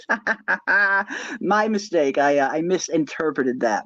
That must have been very interesting. Just as Sunfire is getting ready to loose a Dracarys, you have a massive thunderbolt happen right at the same time. That must have been a very interesting experience, if nothing else. Thank you for that. That's awesome. That is awesome. Vic says, all right, I am getting my snacks ready. And yes, right around now is a perfect time. I am actually going to get ready to close this down in around 5 minutes or so. I like to give I'm going to try and give a 10-minute gap in between. Now, again, if anybody is wanting to come and hang out with us and watch episode 5 with us, we are going to be watching it live directly in our Discord. The link to our Discord server is pinned to the top of the chat. Everybody is welcome. All of you guys are always welcome in the Discord to come and hang out with us. We will be watching Season 2, Episode 5 live in the Watch Party section of our Discord. So yeah, now is a good time. Get your snacks ready, get your drinks ready, get your cannabis ready, whatever it is that you partake in, get it ready, because we are going to be diving into Episode 5 in just 15 minutes. Just 15 minutes we are going to be diving in. That is right, April May. It is almost time, everyone. It is almost time. Doc Hayes got his chips, his guac, and his bong ready. I love it, Doc. Hell yes, my friend. Hell yes. Love it. Just lit a rather large doobie. Perfect timing. Hell yes, Rob. I feel you, my friend. I am right there with you. I got my giant 2-gram pre-roll loaded up, ready to go. I got my live rosin. I am ready. I am so ready for episode 5. Yes, praise Garth, River Mist Fae. We always love to praise Garth here on this channel. Absolutely. We are getting closer, guys. Better have some drink with that bong, Doc Hayes. Hell yes. Get ready. Hell yes, Dragar. Get ready indeed. Praise some Garth. It is House of the Dragon Day. Hell yes. And in the Discord link is pinned to the top of the chat. If anybody wants to hop into our Discord, the comment that is pinned to the top of the live chat from Kiwi Skirt is our Discord link, and everybody is welcome. Guys are all welcome in there. Caitlin's got her bowl packed and the brownies ready to go. Hell yes. Hell yes, Caitlin. I am right there with you. Thanks for having me. I got my joint ready. Yes, Joseph. I love it. I love it.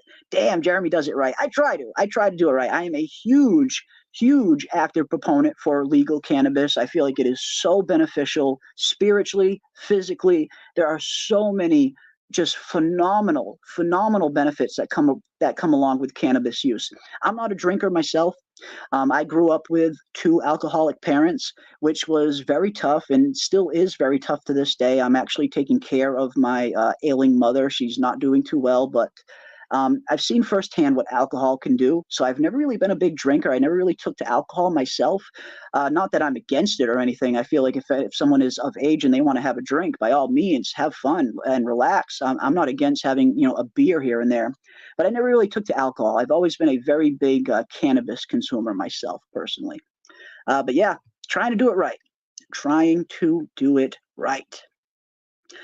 Let's see what else we got. Jeremy, more lore drops, please. Absolutely, Radical Z. I am actually working on some awesome lore videos. A lot of you guys have been requesting for some of the lore videos to return, and I am definitely heeding that call. I have a very in-depth lore video that I am working on right now that has to do with Alice Rivers, the Rearwood trees, Damon's visions, all of it. I've been working on that one for like 2 weeks already. It's going to be a very in-depth video on all things Old Gods, Weirwood, all of that juicy, juicy good stuff that we love about the North and the old gods.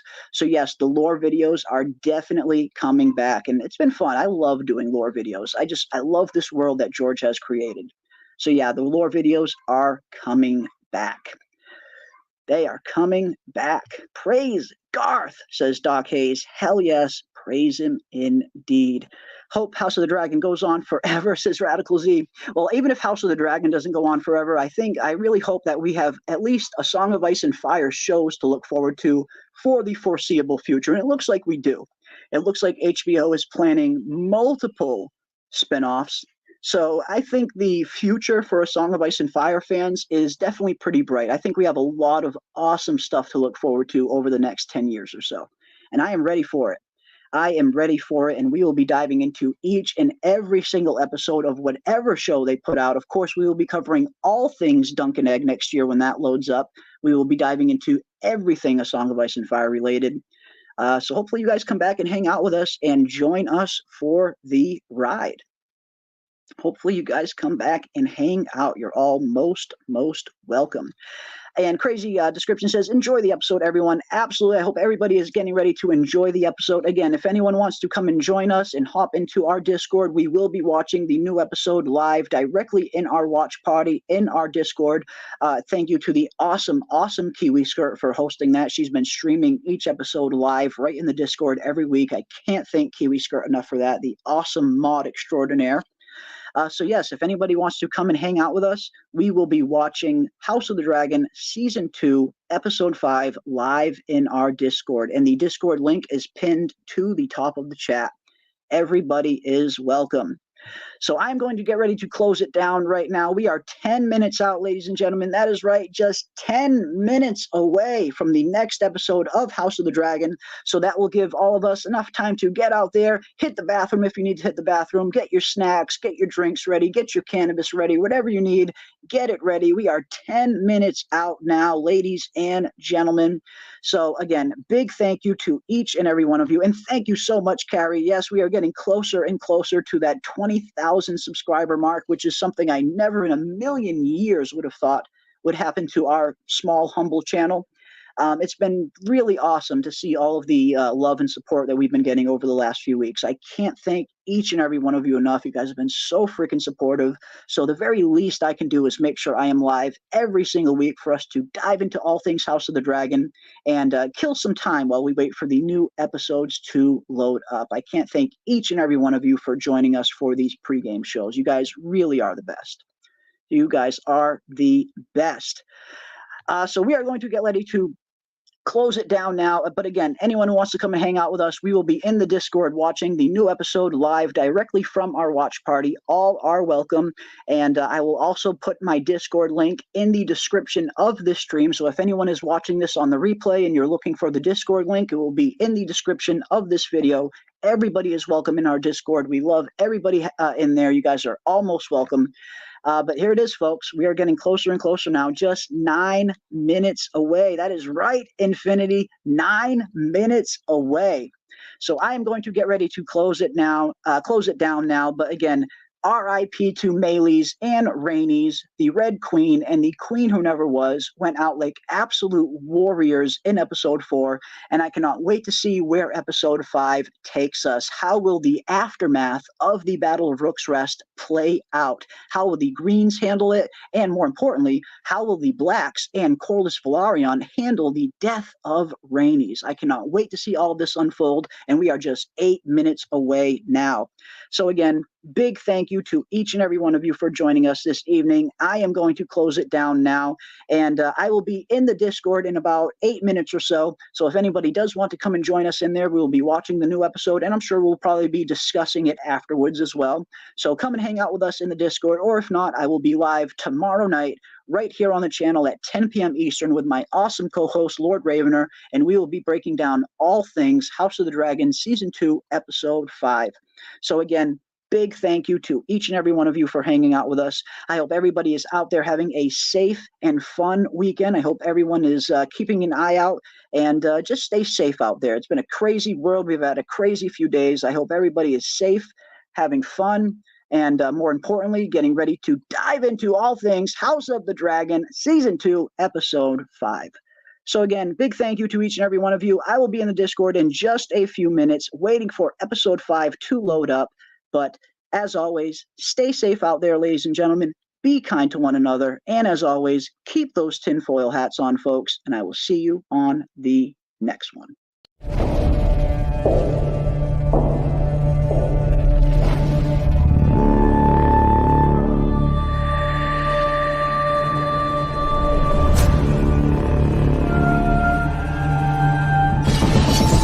Gods. Kings.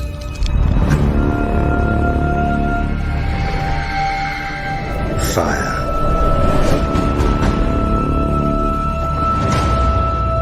And blood.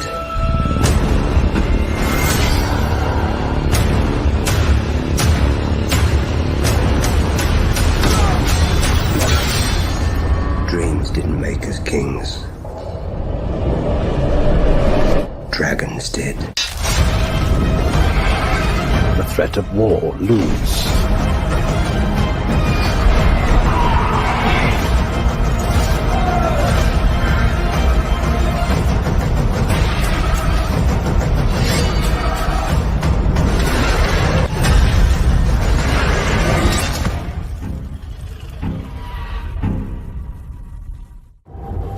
There is no war so hateful as a war between kin.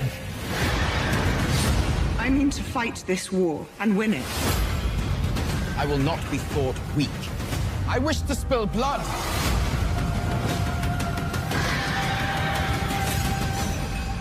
And no war so bloody as a war between dragons.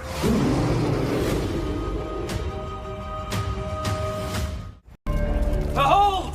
The traitor dragon Maylis! Slain by King Aegon! Our terms are simple. Bend the knee to me, or your house burns.